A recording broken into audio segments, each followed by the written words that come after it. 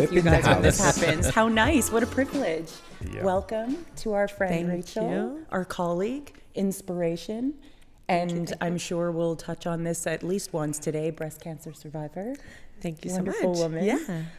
Welcome. It's so nice to have you. Thank you for having me, guys. You're welcome. Thank you. I think we're going to kick Rachel, it off as nice we having always you do. today. Thank you for taking the time to come here. Thank you for having me. We're gonna start the session with the usual question: what it means to live a good life. Yes. So for me, a good life, I think maybe a year and a half ago, I would tell you a completely different answer. Today, I can confidently tell you having a good life is having your health, your friends, your family, and the rest, I think, comes afterwards. So, Preach. yeah. How nice. What would have been your answer a year ago? Work, my daughter, and that's it. So now, It is the simple things for sure. exactly. It's true. And I think you've mentioned this before where it's like we've had the privilege of speaking to a number of people on this couch and health does not come up as someone's meaning to having a good life, which is so No. crazy. That's it. Especially being so young. I think we're all around the same age where, I think it's a lesson that I was privileged to have at such a young age. Got diagnosed at 31 years old. Wow. That's it. So I think it's something you learn later in life. And I got the privilege, in a way, to get it at 31. Wow. So, yeah. That's such a traumatic experience. If we can rewind, Yeah. take me through the morning or the day that you found out. Yeah. So it was January 5th of 2024. I had gotten an MRI done in December, a month before. They found something.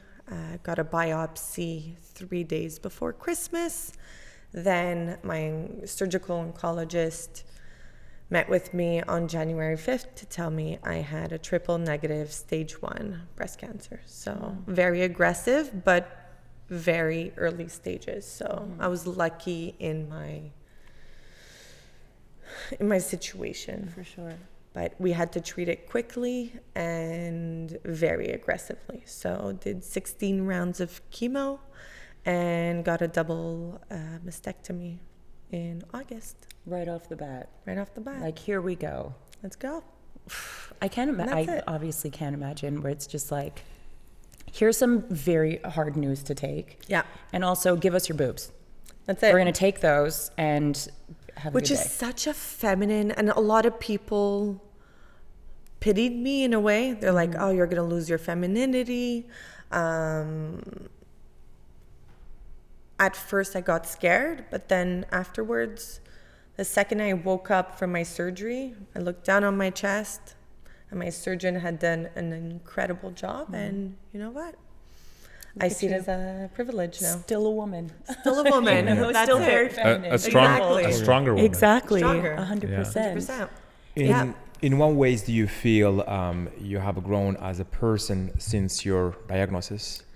I think I've grown in so many aspects. For sure, as a mother, my daughter's now 2. I think just seeing the little things and appreciating all the little things in life. I remember her first steps were probably, anyways, I had chemo every week at that point, but I remember I have videos and I look back and head completely shaved, looking super sick, but you know what, laughing and being so excited for my daughter's first steps and all the little joys in life that I think we take granted so much. That's it. Yeah. You I think that's the biggest takeaway. And just enjoy the time you have with the people you love. Do you find that you talk about having a shaved head, looking very ill, looking sick? Yeah. You still remained positive. You remained absolutely. You remained upbeat. Would you say that was a huge factor in your recovery? 100%. I think during my treatments, during my surgery, you kind of go with the flow. You continue going. I had no choice. I mean, you have the choice. You can sit and cry and mope, and that's really okay. I chose to do the opposite. Yeah, so staying positive, I think it hit me harder what I went through when everything was done as opposed to during. I had my moments, obviously, where I was sad or I cried. It was difficult. But I think the biggest takeaway was to stay positive. But now I'm working very hard now. Yeah, you hear people talk about that. I'm so sorry to That's cut you right. off. No. You hear people talk about that where they're given bad news or they're going through something incredibly difficult, but in the moment, it's almost like people are telling them how hard it must be. Oh, 100%. But you don't really feel it. And then all of a sudden, 6 months after everything's all right, you're like, oh my God, I'm incredibly emotional. Yeah. I imagine it is PTSD for sure. Yeah. I mean, everyone has an opinion, right? That course. they'll give you, but at the end of the day, you're still a mother, you're still a business owner, Yeah. and now you have to deal with cancer treatments. Yeah. And the other two don't stop. Yeah. So it should have been very challenging to. The question is like, how did you manage to keep your other two duties while dealing with your treatments? I think the way I made anyways, I didn't give myself a chance to, I wanted to be there for everything. I wanted to continue working. I was on my chemo chair sending emails. I work also with my parents in a property management. I'm partners with them in a company. And I was sending out my renewals for the year, speaking to tenants, everything, while still going, still receiving my chemo. I didn't allow myself, I think, to not continue.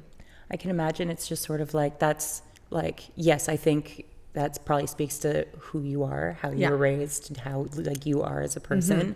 But it makes total sense to me where it's like, okay, these are my options. Stop everything, sit in corner, mope, or carry on with life. The best that I can, do my best all the time. I've always done that leading up to now, so why not now?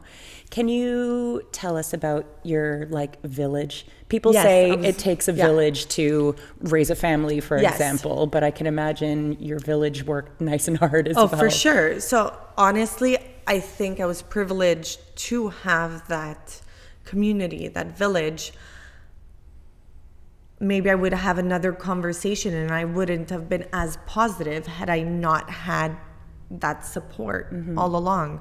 My parents, who live 3 houses down from me, honestly couldn't have done it without them.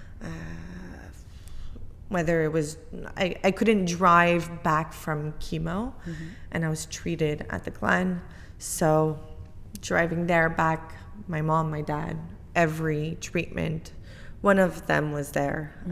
Had amazing friends who brought food, my sisters. Everyone was amazing and couldn't have done it, whether it was helping with my daughter, my new dog, my house, food, work, anything.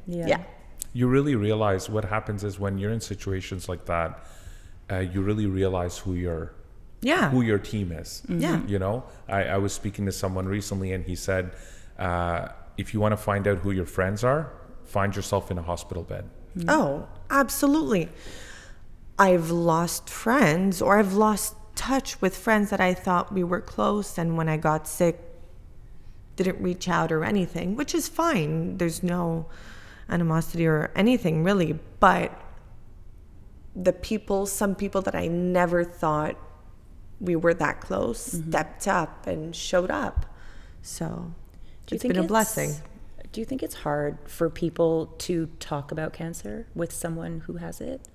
Yes, I think, especially the way I took it, I made a lot of jokes. I was very positive, and I would, when I shaved my head, I mean, it was a whole ordeal. It was on my birthday. Everyone was crying. I was laughing. I think people's, I don't know how to say it, but Almost like a fear of I would saying say that something they probably wrong. they were crying because they said, shit, this may happen to me yeah. one day, and I don't know how I'm gonna handle this. Might be, yeah. You have Yeah. it, and you're dealing with it, Yes. right? So your perspective changed. Absolutely. The news was given to you, Yeah. and your only option is the treatment. Exactly. Right? Someone else who never had to go through this would. It's a shocker. They're full of what right? Yeah. ifs. And we hear every day someone Being has diagnosed. cancer, Yeah. and it's something that I think most of us will have at some point. Yeah. That's the new that's Yeah. reality. And it's younger and younger Yeah. and harder and harder. I can But- imagine it's difficult for sure. But it also makes me think of like men, for example. I think two things. One, you talk about breast cancer or like a more like specifically female cancer. I can imagine that maybe men in particular might have a hard time approaching it, or, and I may be wrong, I would love to be wrong, may have a harder time approaching it for fear of saying something wrong, or I don't know. Yeah. I'm not sure. But I also think like men, like I did some homework before this, and there's every year in Canada, 220 men are diagnosed with breast cancer Yes. per year. Yep. And it made me think like, I know you guys are you're quite confident, you're quite sure of yourself, guys. How would you support a man in your life if he was diagnosed with breast cancer? I mean, if I may, yeah. Absolutely. I mean, I'm gonna speak from my own experience. My dad passed away in 2016, and he had cancer. Right? To me, it's not about what type of cancer it is. You still have to deal with it. Yeah. Yeah. The treatments are still same, more or less. Right? Yeah.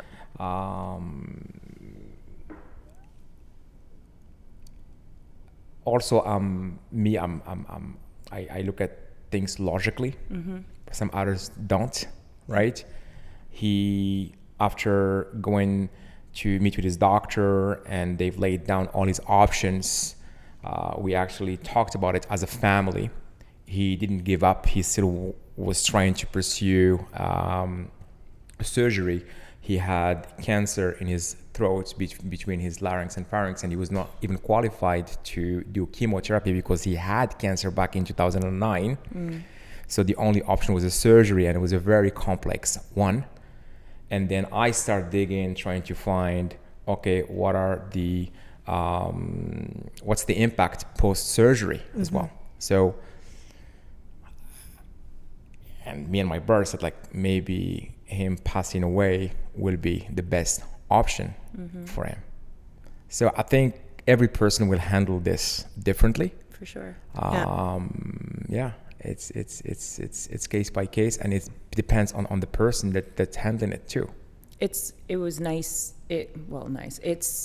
It makes a lot of sense what you say to like remove the type of cancer. Yeah. Yes. Kind of thing where it's like it shouldn't alienate anybody, the type No. that they have. It's Yes. like there's a conversation to be had and That's it. support to be given, so it doesn't matter really. Well, just because, a male has breast cancer, there's 220 across Canada, you were saying? Yeah. That are diagnosed with it every year. I mean, we still have breasts, Yeah. Well, you do, you have But breast that's tissue it. for sure. We decide to call them something Yeah. else. They're called pecs, but Yeah. or whatever you want to call them. But I mean, at the end of the day, remove the cancer, remove the type, and at the end of the day, the person is still sick. Yeah. I know someone my age a few years ago that died of testicular cancer. Just because he had testicular cancer didn't mean that we were gonna, treat him any differently because the cancer was down there. Yeah. But I mean, was he open about it as he would have been if he had lung cancer? No. Yeah. He just said, I have cancer. Yeah. And he didn't really want everyone to know that it was testicular. And it depends on how the person also handles the challenge too, right? Yeah. I mean, there are people who are going to remain positive and they will fight it until the last minute. And also they accept the fact that if I have to go, I have to go. Yeah. Exactly. Right? It depends on the person too.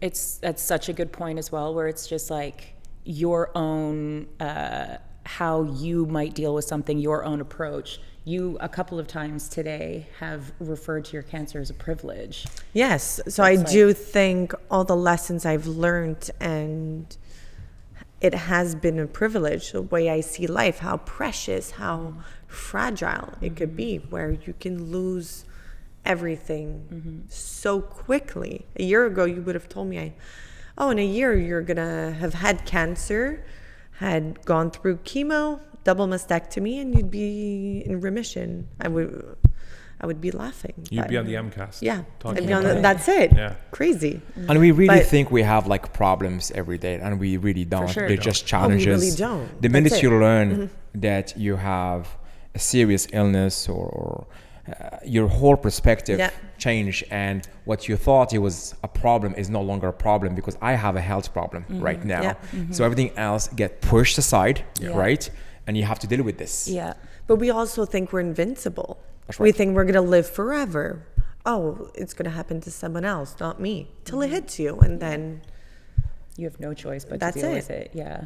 It's completely different, but I'm quite an anxious person, and I used to get a lot of anxiety before going into meetings or anything. Yeah. A meeting like this would have been damn near impossible a while ago. But I thought I was the only one. Yeah, I just like, it's Yeah. terrifying. But Yeah. I had this whole thing for a couple of years where I was like, I'm gonna skydive. Yeah. I'm gonna jump out of a plane, Yeah. so that I will so that I'll have it in my mind that I've done something very scary, way scarier than anything that I do during the day, Yeah. so that I've got this thing to compare it to. And it's sort of like, I would say getting a cancer diagnosis is way scarier than Yeah, jumping out of a absolutely. plane. You know what I mean? So you are invincible now. yes, I am now. Yes, of course. How long have you been in remission? I've been since, I should know this date by heart, but I think it's the 28th of August Wow. that my oncologist cleared me. So Beautiful. yay. Congratulations. Big celebration? Yes, I got the call when my best friend was at my place. So we popped champagne Excellent. and just celebrated. It's got to be an anniversary now. Oh, yes. Big Next party year. every year. Absolutely. I got to ask love you it. a very tough question. Yeah. It might take you down an emotional roller coaster, but Yeah. I'm sure it did cross your mind. But if it did cross your mind, how did you feel? Did death cross your mind? During the treatments, there was one day I woke up. My dad was coming and pick me up to bring me to chemo. And I looked at my dad and I was like, Dad, please don't bring me today. I'm not feeling well. Took me everything to leave the house. Had to take a blood test. Before every chemo, you have to take a blood test. And 2 hours later, they clear you, depending on the results. They clear you for chemo. So went to get my blood test, really wasn't feeling well, didn't want to do it. Went for my sister's for lunch and then went back to the hospital. On my way back, the hospital calls me saying, no, you're not well enough to go to chemo this week. So it got pushed back a week, and then that night I ended up having a very high fever. Had to go to the emergency room at 4 a.m. At that moment, I thought, that's it, I'm done. But weirdly enough, death, so that was the only time, got better, I was fine after. But weirdly enough, it's now that it hits me. The fear of it coming back. And if it comes back, usually it's not that good. So Do you live with that anxiety? yes, working with my therapist, very hard right now. Bless therapist. Yeah, God bless her, honestly. Do you find the fear of your cancer coming back has it changed your life in any way where you're like doing things differently? Obviously your perspective on life has changed, but is the fear playing a role in you not being able to achieve certain things you would want to? Like, is it making you less ambitious, for example, in your work life? Or more? I think more. Okay. I want to hit those goals quicker. I want to do those things in fear that it comes back and I cannot do it. Or maybe I would say that your perspective on time has changed. So the only commodity we have is time, and this is something that we don't tend to value. Yeah. At the end of the day, we're all gonna die. It's a question of how and when. Right? You know, it comes to my mind sometimes. Yeah. I'm not gonna lie to you. Yeah. For sure. But one thing that I remind myself, be grateful. I think every day, it's a day in paradise as far as I'm concerned. Yeah. And you have a new opportunity to go and grow and do good things. It's that sort of instead of I have to do this, I get to do this mentality. That's right. Kind Absolutely. of thing. That's right. That's I exactly. adopted That's that it. a minute ago, let me tell you. That's And it. not waste your time doing things that are not important. They don't make you Gone- happy exactly. or feel good or Or don't waste your Exactly. time around people that either weren't there for you when you needed them most, or now you just don't value that time, that type of relationship. it. You know, Yeah. You at the end of the day, you know, they say when you get older, you kind of like, you know, there's that I see these memes all the time saying like, you know, me at 9:30. 10 years ago, putting on cologne, getting ready to hit the club, and me 9:30 now watching like a Netflix documentary. That's it. You know, with a bag of chips, you know, and going to bed at 10, you know, I value that. Well, you know? your priorities have shifted. Yeah, priority Two, shift. I think you have more awareness now about life, right? Don't forget, you're a father, you're a business owner, you're a husband, you have responsibilities, and you just prioritize what's important versus not. And I think that's what changes as we grow older, right? And also we have a lot of responsibilities, and time is going bloody so fast. You wake up, it's Monday, and Saturday is like it's just it flies. I've got a big gripe with time for going by too That's fast. one thing that I Very really mad at like. time. Yeah, that's one thing that I hit me since when I turned 40, and it's like shit, time is going by so fast. Well, I mean, it's like you could probably, we're a month and a half away from January 5th. Insane. You can probably remember January 5th, 2024 like the back of your hand. Yeah. But it also feels like it was years ago. Of course, because you went through so much. So much in so little time. Of course. Would you say that now that you went through this experience, okay, that every other challenge in life has become easy to deal with? Yeah, because I mean, having gone through what have gone through, and I kept a journal during my treatments, and Good for you. the day I got diagnosed, stopped by Indigo, got myself a book, and then I've been taking notes. We'll give it to my daughter if she wants it one day. If not, it's just a nice reminder when things are tough. I look back and I'm like, I did all this. Wow. Yeah. It's such an amazing thing to do. I love to journal. I don't do it as often as I used to, which I should definitely do. But I recommend it to anybody, particularly like if you're doing something or going through something unique. Writing it down is like having a conversation with someone who knows exactly what you're talking about. It's like, who better to talk to than you Than during yourself. that time? And that's it. And sometimes you write things down and you're like, oh wait, that feeling finally is not that important, or and you give yourself advice that What you is- would yeah. give to someone you love. You exactly. And that's one of the things why I love running. I love running because of I love the solitude. I like being alone. Yeah. I like talking to myself. Yeah. I think, you know, and it could be any type of solitude. It could be, you know, going jogging, cycling, you know, writing down notes. It's I think it's a good practice that everyone should do. It helps the person to evaluate their day, their life, and ask themselves questions. And I believe it brings more awareness to your environment. Yeah. for I've sure. gotten back into running. Good for Even you. during my treatments, my best friend's husband and I would go for runs around the lake. It was Fantastic. nice. Oh, yeah. beautiful. Fantastic. And then- So good. so next year, you guys are going to have to join the 5K Yes, breast yes, cancer yes, run. Yeah. for sure. Yeah. That's it. Perfect. Can Challenge you accepted. also talk about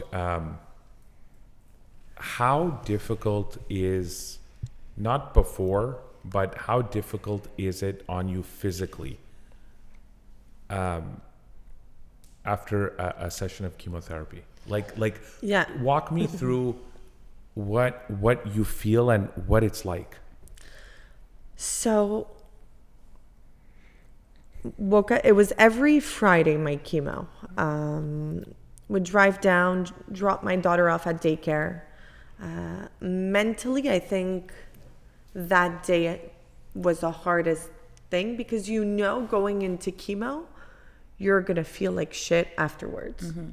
Not the same day, but the day after. And the first chemo I had was called the Red Devil, which made you lose your hair, lose everything. Delightful name that they've come up with it. And it's red, so you see it go through. And I have a port here where they would plug me in every time they gave me chemo. But to get back to the morning, drop my daughter off at daycare, then go to the hospital, get a blood test, wait for the results. You wait two hours, and then you go in the chemo room, and they plug you in so the Red Devil was about 3 hours, and then that was every 2 weeks, and then so that was 4 rounds of that, and then 12 rounds once a week. Mm-hmm. And that was around 2-3 hours, the other one. Of the not Red Devil. Excellent. Devil. Before you continue to how you felt, tell me during those 3 hours, what did you do? So for the Red Devil, I would read, hang out with the person. Luckily, I always had someone with me, which a lot of people don't have the privilege. Yeah. Sad to see, but I was lucky enough. But that's it. I would read, bring myself a cookbook to get inspired. I would work. That's pretty much it. I would have my chemo bag, and then that's it. Kill time, kill cancer. That's it. Yeah. That's it. 2 for 1. You're Superwoman. Yeah. Big one time. thing, the second, because you saw the chemo go inside of you, as the drops went in, I would meditate for maybe the first 2-3 minutes and just think about the chemo killing the cancer cells. Yeah. Beautiful. For me, it was very important. And from the first treatment, did that. And I do think it probably helped a little bit. Yeah. That's manifestation. And that's it. Sure. Yeah. So how did you feel physically? You said you feel horrible physically. Yeah. What does feeling horrible physically mean? Like, to me, it means like fever, low energy. Yeah. Not having an appetite, being extremely sick. Is it that or something else? It is that. Depending the type of chemo I had, the Red Devil, I would be 1 week living off chicken noodle soup, very basic foods. Mm-hmm. And then I would have a week where I would feel better. But then mentally, you're like, okay, on Friday, I know this is coming. Mm-hmm. I need to try to cram everything. So I would do activities. I would try to do a million things. Because I was 1 week, I was in bed. I was, I wouldn't eat much. I didn't have that much nausea, which often enough people say they have. I was lucky to not have that. My sleep was affected. So at night, I wouldn't sleep well. Mm-hmm. But if not, it was a lot. I was very tired. Yeah. Yeah. But I kept working out, kept going for walks. Yeah. A lot of us think living a healthy life is expensive. Wait until you get sick. Yeah. Right? Oh, yeah. You can tell me more about that? So we did a seminar with Jen Torres during my treatments, and she asked me, how much does it cost to be sick? You don't think about it. Parking, every appointment. Thank God they have a program where it's less expensive, but still that medication, the amount of pills, of injections. I also had to freeze my eggs before my chemo treatments in case I wanted more children. So just that was at least $1,000 just in injections and pills, and it's very expensive. You want to eat better, so you're not eating junk. So you're eating organic. You're eating. Imagine you were living in another country, then Canada doesn't have universal healthcare. That's it. So it's it's interesting because in India, when like you show up at the hospital, they're like, so like cash, credit, or debit. No way. Oh yeah. Wow. Yeah. It's a business. Yeah. Unfortunately, my cousin, 26 years old, a few years ago, got sick in India when she went for vacation, ended up passing away, and luckily one of my uncles had the means to help out financially, but it's all money. Yeah. It's like it's way even worse than the United States. The United States still, it's a bit, like there's considerate. Over there, it's like, before we put you on a stretcher, here's the minimum. It's like checking into a hotel. Yeah. Wow. Yeah, it's crazy. Was there a thing that you had in your mind that sort of, when all this is done, I'm going to X, Y, Z? Yes. Been dying to go to Paris. Nice. So I think my next trip, I'm going to bring my daughter to Paris. Beautiful. Yes. Probably for my birthday. So we'll see. When is that? March 6th. Beautiful. It's coming. You're going to love Paris. That's it. You're in Aries? Go. No, Pisces. Oh, you're Pisces. Okay, I'm March as well. Oh, no, You're on March 25th. Okay. Yeah. I'm You're at the beginning. But my wife is March 3rd. Oh, yeah. No way. Yes, yeah. I'm not in March. October baby. But you absolutely have to go. That's so exciting. That's what an amazing thing. So that's been something the whole time that I was. And March is a good time. Yeah, Beautiful is it? time, yes. Okay. Yeah, exactly. Yeah. I always avoid Europe like January, February. Okay. Yeah, as of March, you're good to go. So I went to Paris in January a few years ago, and London. And yes, it was cold, but I think you're right. I think March is, and avoid the summer too. That's right. Yeah, it gets hot. Yeah. But unless you go to the UK and it rains, like you have like 4 seasons in one day. Well, that's it. I went. My daughter's first Europe trip was in London for the coronation. So, so now I'm going to bring her to Paris. Her birthday was Paris themed. Beautiful. So. Yeah, your birthday has, you should go to Paris. It's beautiful. Yeah. So she'll love it. What else other than that? Touching on your question, XYZ, was anything else? So getting more implicated in philanthropy.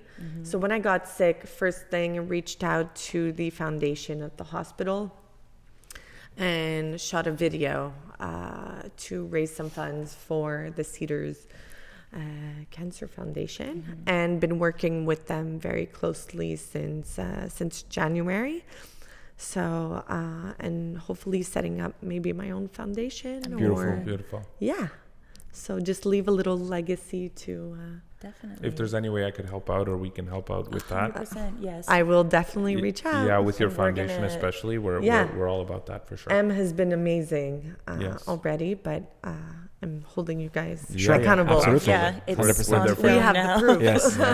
We're on the hook now. And we'll share. We'll definitely share all resources, any foundations, and everything at the end of this episode for sure, so that people can reach out. That's actually really interesting because, like, I would imagine that there comes a point where it's just like, can we stop talking about cancer now? Like, but has this changed? Has this, I guess, like, impacted you in a way whereby you want to give back to these societies and so on? Really, since the minute I got the news, I wanted to get implicated. I've been doing the breast cancer run for over 10 years. It's always been, actually since high school, we did it. But for me, getting implicated, doing volunteer work was always something that was very important to me. My parents taught us from a young age to give back when we can. So now that I actually have lived something, I want to give back to people that have lived what I've lived, to the people that don't necessarily have the support that I had.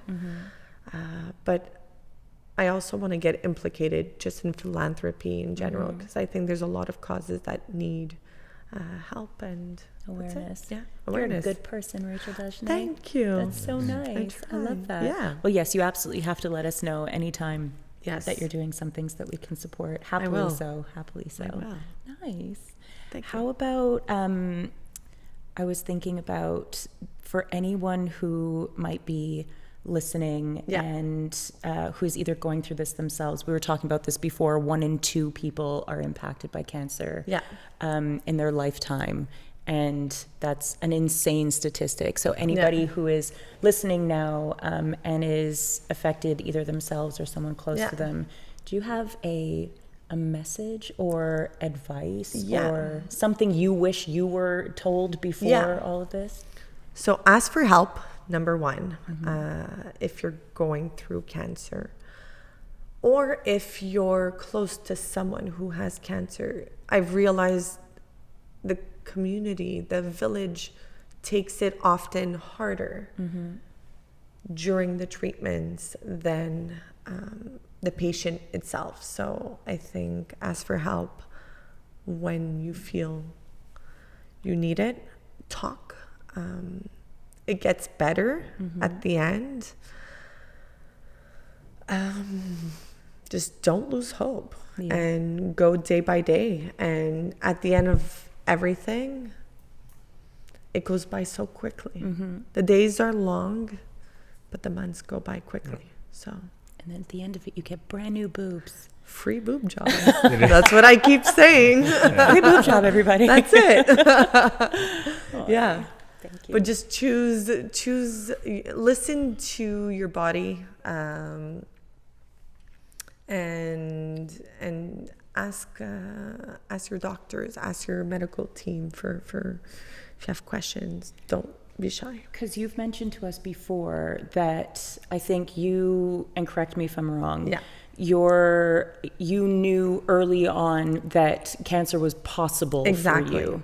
So over 10 years ago, my father's side of the family got tested for the BRCA gene. So it's where you have a higher chance of getting breast cancer, ovarian cancer. That's for the BRCA1 gene, and then the other gene is for more cancers. My father tested positive for it. So we're 4 sisters. 2 don't have it. So number 2 out of 4 has it, and I have it. My sister got a preventative double mastectomy, I think, when she was 28. And then I was on a waiting list to get a preventative double mastectomy last fall, but then we found cancer before. So you were taking... I was taking the steps to...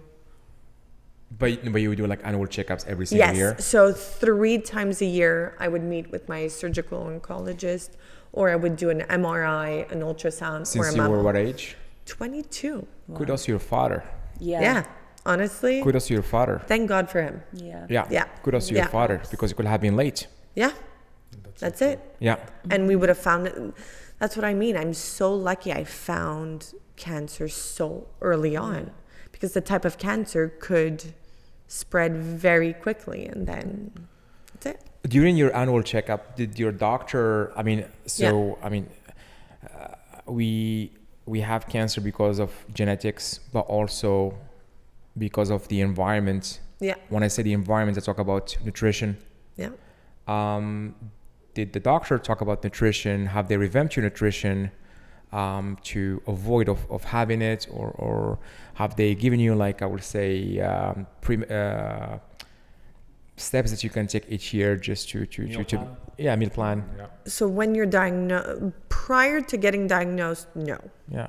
When you get diagnosed, they ask what you need, and then they'll dispatch either a nutritionist, a therapist, a social worker, depending on your needs. Can we talk about nutritionists? I would love to hear what kind of food she was pushing to.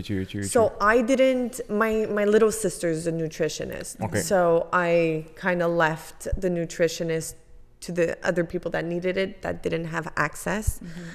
She bought me a cookbook as well. Okay. To help me go through.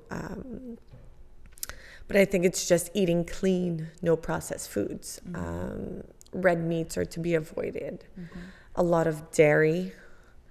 I'm not a nutritionist, so No. Because this is basically what I Experience, read, yeah, of but course. that's it. The reason I'm asking, I Yeah. watched a documentary. This doctor from Argentina, and he researched cancer cells. I mean, we all have cancer cells. It's a question of when are they going to be activated. Yeah. And they say the more sugar you consume, Oh yeah.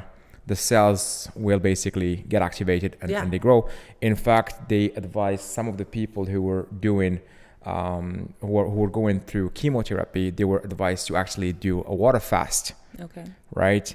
Not to, so I just want to know if this was discussed with you or It was not. not. No, okay. Sugar was, Okay. but nothing else. Apparently Really. alcohol Yeah. is also a class 1 carcinogen. Carcinogen. Yeah. Is it? Yeah, Well, the sugar. It's sugar and sugar, everything. and also yeah. it also does that. It plays that role. Alcohol plays a role in activating cancer cells over your lifetime. Okay, well, okay. Yeah, Okay. and it's huge. I'm not sure if it's the sugar aspect of it. Yeah. But from a nutrition standpoint, I could imagine like Yeah. it's pretty simple. It's almost like you don't need a nutritionist after you're diagnosed. These are the things that nutritionists and the food guidelines tell us: avoid processed foods, limit sugar. You know, Absolutely. That's another thing I took away. You eat better. You don't want to put, well, after 8 months of putting toxic Red stuff, devils. in Yes. red your body. devils Yes. in my body. Yeah. I don't want to put Sugar. shit in my body. Yeah. so No, that's it. no. That's it. Total sense. No. Rachel, thank you so much Thank you, for guys, so joining us much. today and sharing your It was story. great. If you can share the link to Cedar Yes. Foundation, I will. that would be great. Thank you. so thank you so much, Rachel. Thank you, You're an guys. inspiration. Thank you're, you. You're an extremely strong woman. You're a superwoman, and I think you're going to set an amazing example for your little girl. That's so sweet. Thank you. That's Yeah. why I did Thank it you. all. Thank you. Thank you, Thank Rachel. you, guys. Bye. Amazing.